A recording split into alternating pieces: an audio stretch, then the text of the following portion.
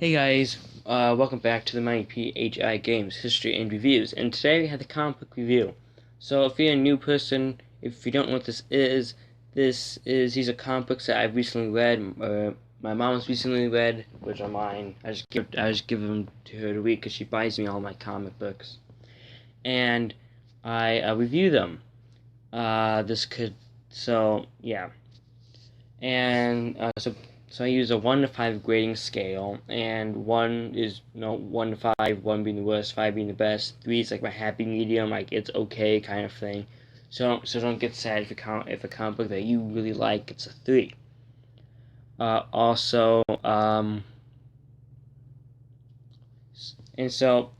start every video, I do the top 10 hottest comics according to Go Collect.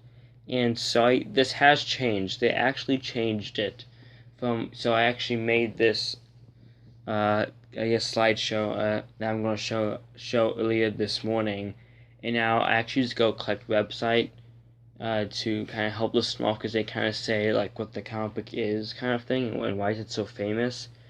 And so I looked, and it's always updated and changed, so we'll just kind of go with that. Okay, so number 1 we have Spider-Man number 361. This is the first appearance of Carnage.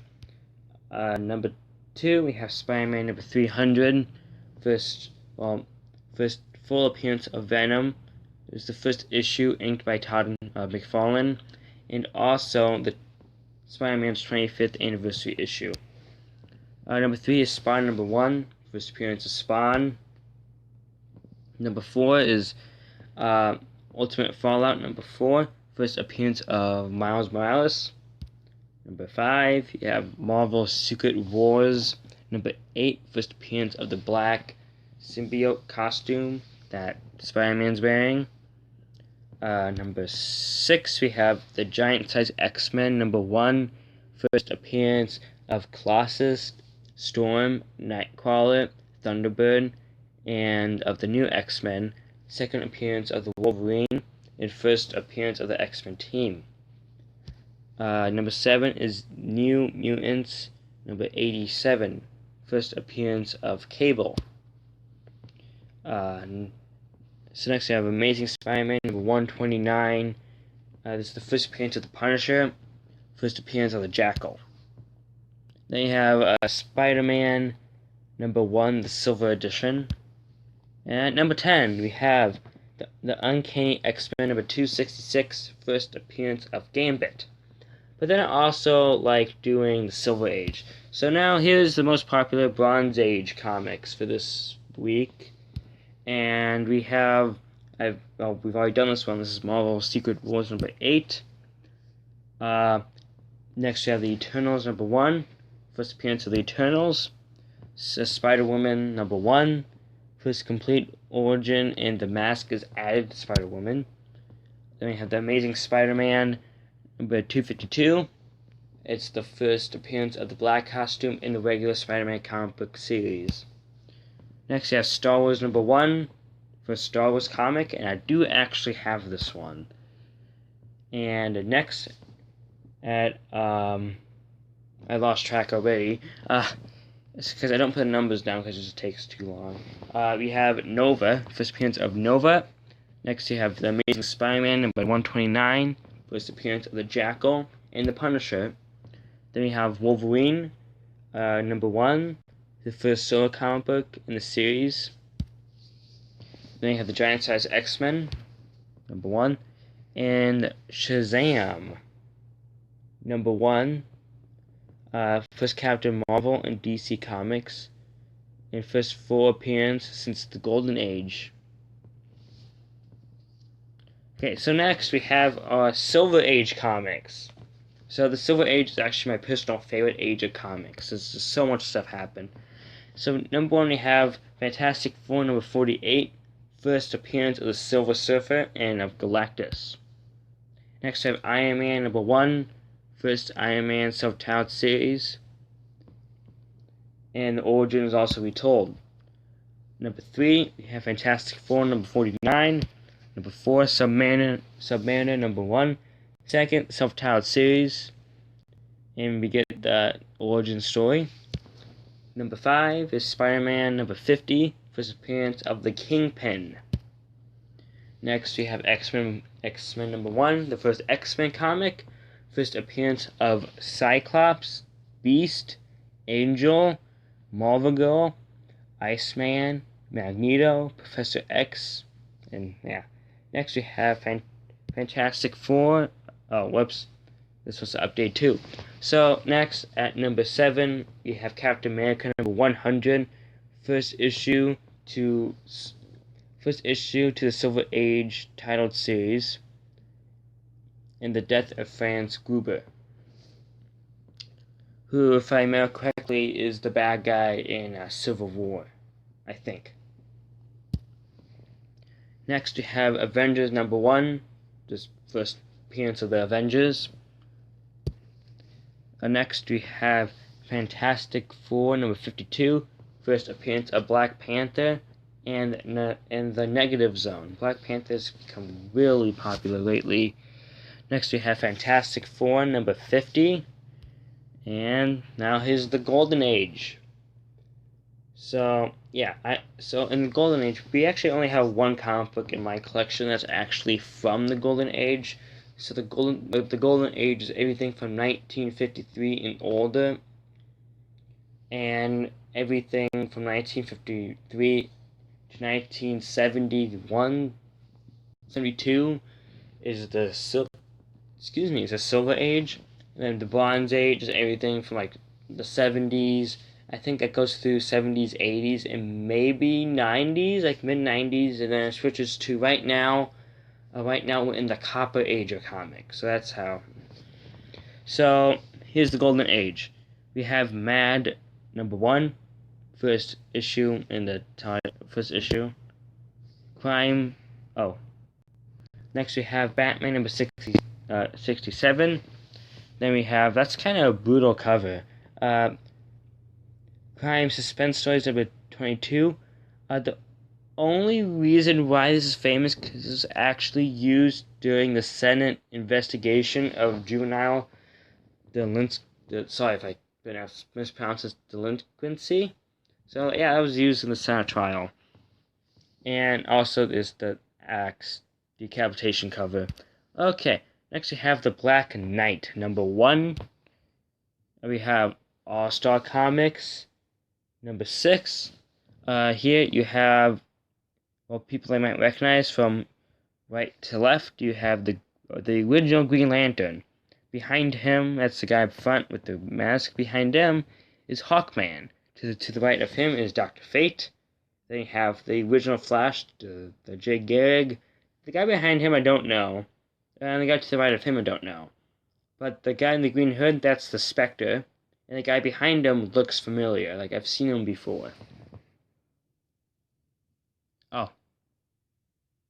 They're all right there. Oh my gosh. I just looked down in the little box. I'm like, oh, they're all right there. What do you know? Okay. So next we have Walt Disney Comics. Number 31. The new Down Duck series by Carl Brooks. Then we have another one. This is Crime Suspense Stories number 11. Okay, no wonder why the comic book authority people got created, okay? This is a brutal cover, like definitely for the 30s, like like the one with the girl with the head, decapitated. Like, no wonder why we have used to have the comic code authority, okay? Jeez. Next we have the Haunt of Fear number 19, and then we have Turok, Son of Stone. So that's 4 color number 596. Okay, that's somewhat lighthearted. Like the last couple ones, like has been very not lighthearted. Like, except with the Black Knight. Like just in the top 10, we have Mad. Then you have the decapitated person. Then you have the Batman with the noose. Then we had the crime with the people getting their heads about to get chopped off. Now we have this Donald Duck. I just don't get how Donald Duck fits that pattern. Okay, and then next we have Superman number 6, and that's all we have for this week in comics. Okay, so here's our first comic book for the video. It's Simpsons number 2. So in this video, in this comic, Bart and all the other troublemakers at Springfield Elementary are taken to a prison to kind of show what life is in prison. Well, Bart and Milhouse happen to be in the same cell as a Sideshow Bob. So, yeah. So, I'm not going to tell anything else about this comic book. So, this is a good comic book. I liked it, and I will give it a 4. Okay, so here's our next comic book. So, this is Blackhawk number 82. So, this is actually a special Blackhawk comic. Well, what's so special about it, Patrick? Well, what's so special about it? It's made by Quality Comics publication, which is the people who made Blackhawk before DC got the rights to it, which is just buying out the company. That's what DC used to do. They would buy out the company, and then just continue all the comic books, see which ones do good and which ones do bad, and the ones that do good, they keep them, and the ones that do bad, they just get rid of them. So that's how you got people like Captain Marvel and Blue Beetle and Blackhawk, and I think Plastic Man might have been one too. But so that's how we get. So that's how I got a lot of. That's how DC got a lot of its comics. So so I like like earlier Blackhawk, they actually fought.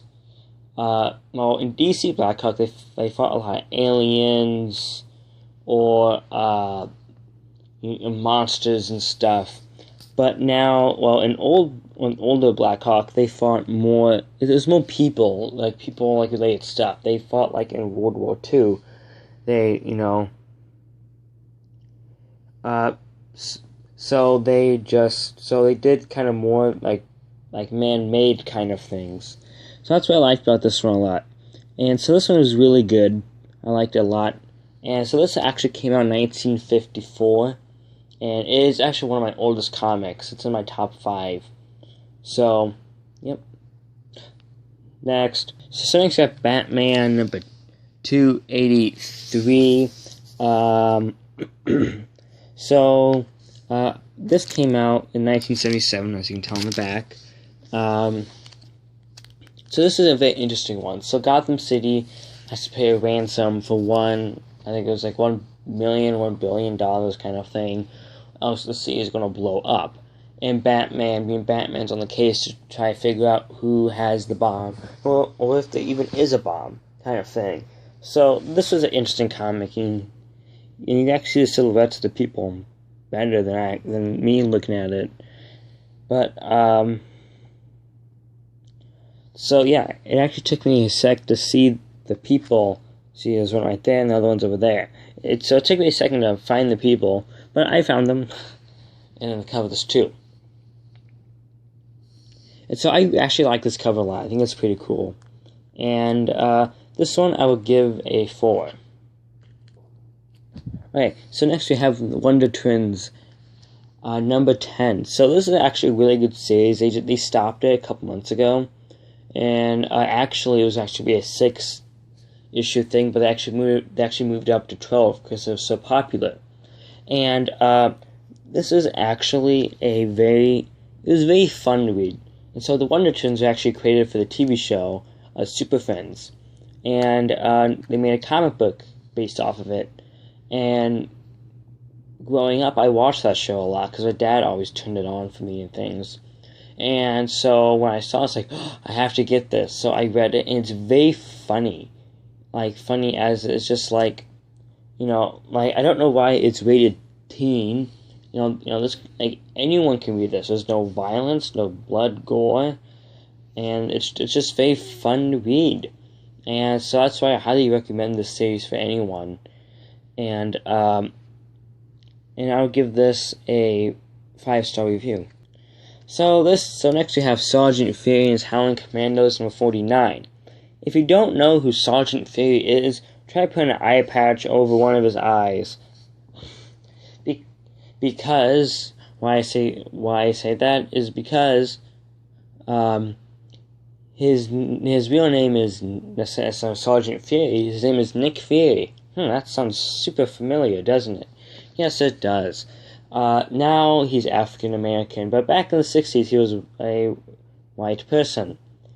And so since it was the 60s, so when the Nick Fury Agents of S.H.I.E.L.D. came out, they depicted him as an older person starting to get gray hair, kind of like a Reed Richards kind of gray hair kind of thing. And during World War II, he was part of an elite team called the Howling Commandos. So, yeah. And the Howling Commandos are famous now for being under Captain America. And in Captain America First Avenger, some of the people that he, like his little group of people that he fights with, like they go on that train, those are the Howling Commandos. So originally it was a Nick Fury. And so surprisingly, you can actually still get these in pretty good, at pretty good prices. Surprisingly, unlike other comics, if characters in a movie, it goes up. Surprisingly, this didn't. So you can still get these at pretty reasonable prices. And so yeah, it's a great comic. I highly recommend to get it. So this one is actually the first Sergeant Fury when he actually goes to the Pacific Theater of World War II. All the issues before 49, he was in the European theater, and so I don't exactly know how long they stayed in the Pacific Theater for, but yeah. So this was a good comic. I'll probably give this one a 4. And so basically what happens, Nick Fury is called in is to help save an Australian spy who's on an island.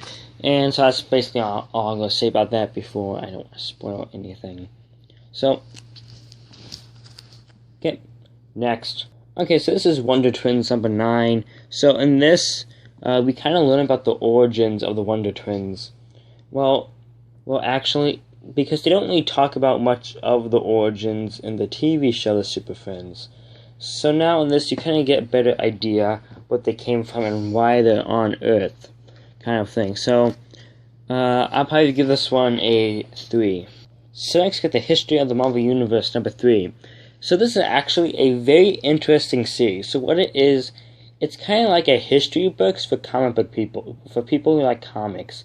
But it's not like, in the 1960s Stan Lee created Fantastic Four. No. It actually goes by, the dates of, let's say if we lived in the Marvel Universe and opened up a textbook, this would be it. So, let's say you talk about World War II. So let's say you lived in the Marvel Universe and talk about World War II. They'll talk about Sergeant Fury's Howling Commandos, Captain America, and Bucky.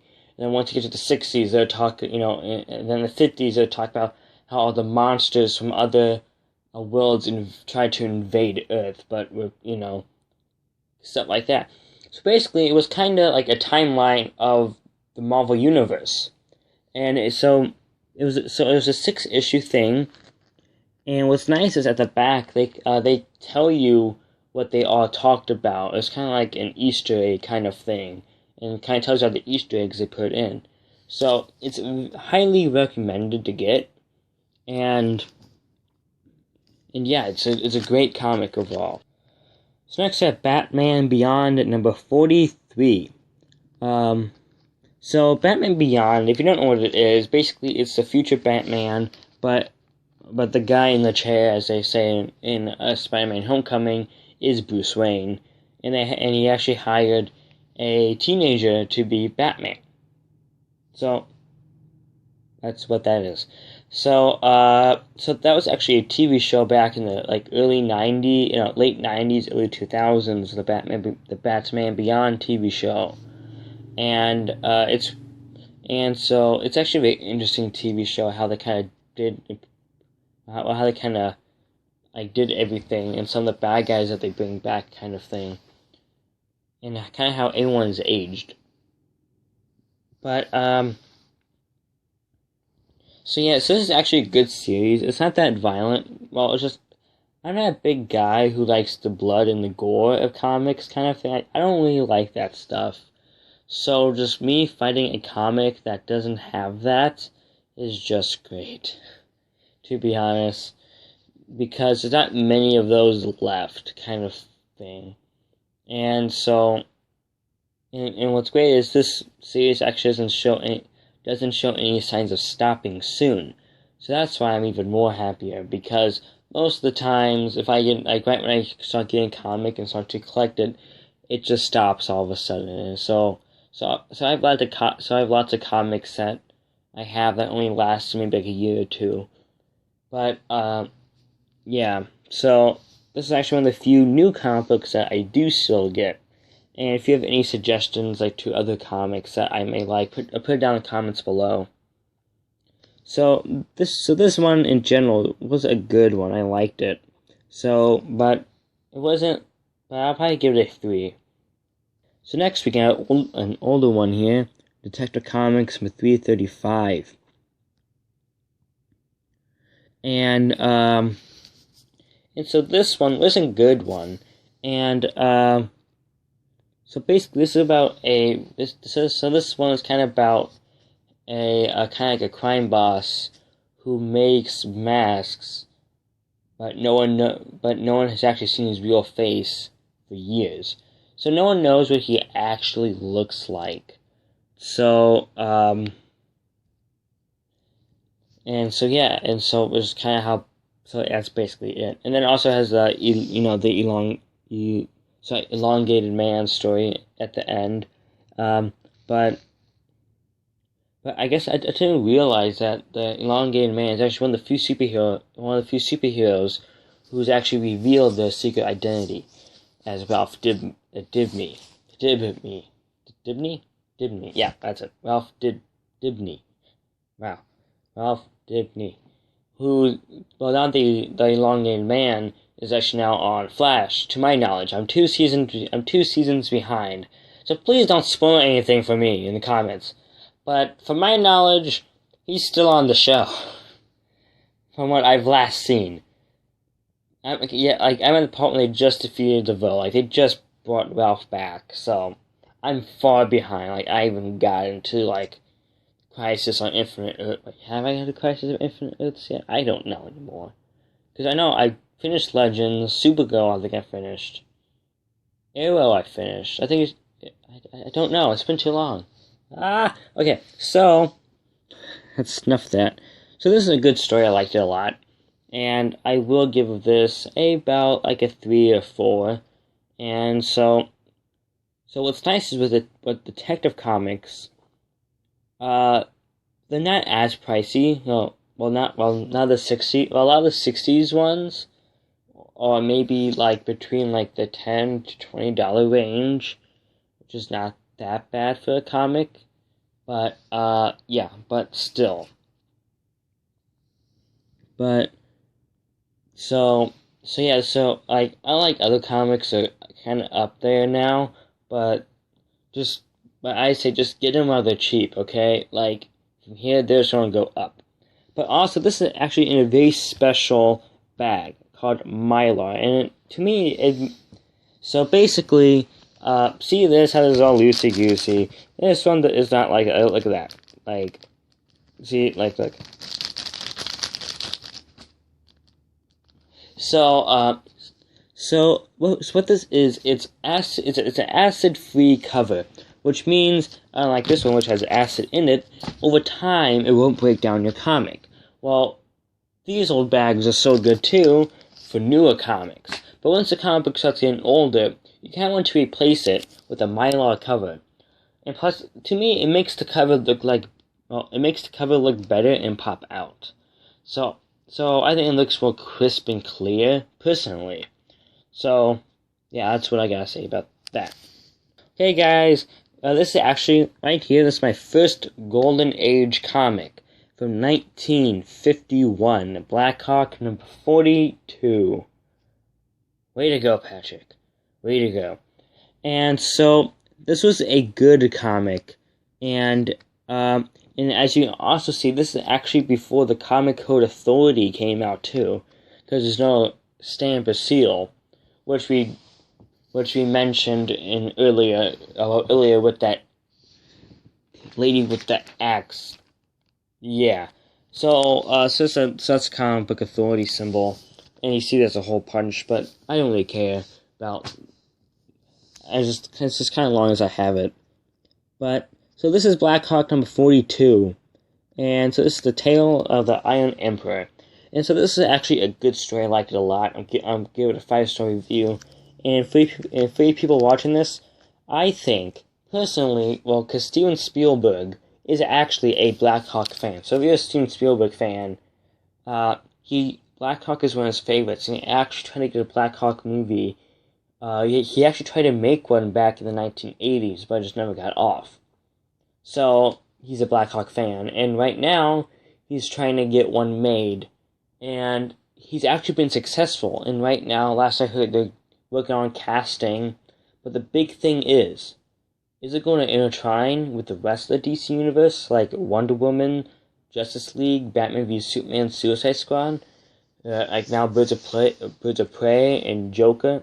So they're trying to see, I think there's Joker part of it, because I haven't seen it yet. I probably should. But right now they're trying to figure out if it's going to intertwine. But lately, like if you watch Justice League Action and stuff, they do mention Lady Blackhawk, which is Blackhawk right there. He has the Black Hawk on it as emblem. That's his love interest. And lately in some, well, when they used to do Scooby-Doo Team Up, Lady Blackhawk also made a couple cameo appearances too, so who knows what they're trying to do there. But, yeah. So yeah, this is my first Golden Age comic, and so this is actually a good comic book. And if you're a Blackhawk fan, or want to be a or try to start getting Blackhawk, what you need to do, and if you ever see one, you get it, no matter what, you get the comic. If it has quality comic publications, just the fact that I have two. I have the Quality Comics publication is kind of big, because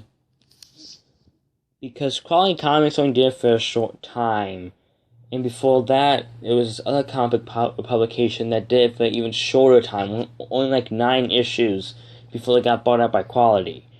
So if you ever see any Blackhawk that does not have a DC emblem on it, you get it no matter what, okay? Unless you don't have enough money for it, then don't get it. Just maybe put it on hold or something. But just at least try to get it. Just somehow get it. Because, comic books it's an investment. So let's say if I bought this for $20. What's great about comic books is I can go back and sell it for about $20.